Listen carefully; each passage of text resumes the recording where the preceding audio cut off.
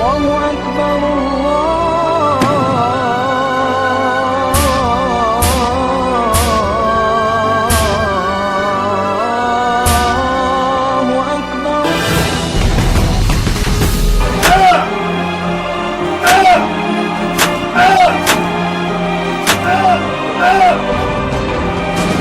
ya kashe mutane da hannunsa sun fi 50,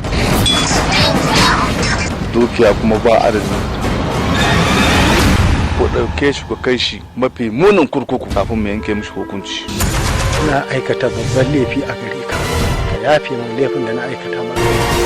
Ko da za ka yi istighfar iya ƙarshen rayuwarka ba za ta kankare maka wannan zunubi ba. Idan ku ba haka ba to kamar yayi asarar ransa. Wa iyazu billahi. It's yet another superhit from the Palace of Superhits, 3SP International Limited, Risala. In his endless search for means to satisfy his hunger, he consumed what isn't his against the honest will. After a long while, he recalls Allah's warning and the punishment that awaits him. Duk sihirinka sai ka mutu a garin bayan kai ma za a yi farautarka. He's extremely stressed up and excessively tensed.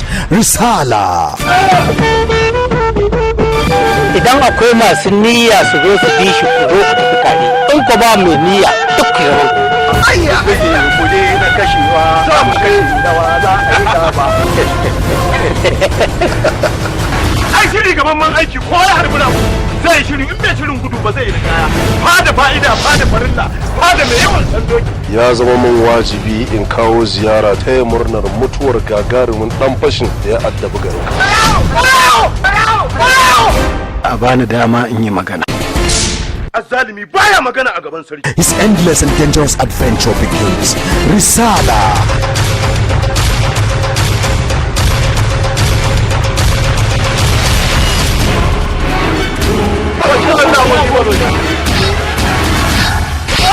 Don girman Allah zo mu koma. Idan kana bana wuri kamar kana kunna wuta ne a cikin zuciyata.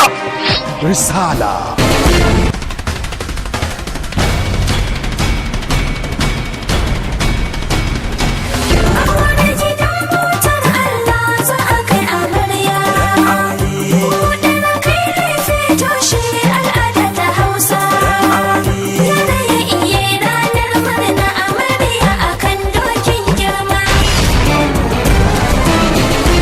Kuka shiga kuka ci 'ya'yan itatuwa ba tare da izini na ba, wannan ai ba wani abin damuwa bane. Ai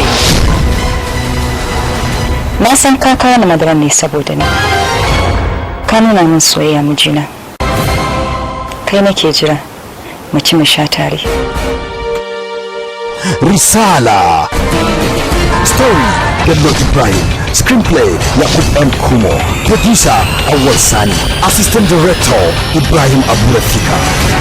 Allah ya yi mata ƙarfin munjaye, ma'ana mummuna ce. Allah baba kai ware da Allah.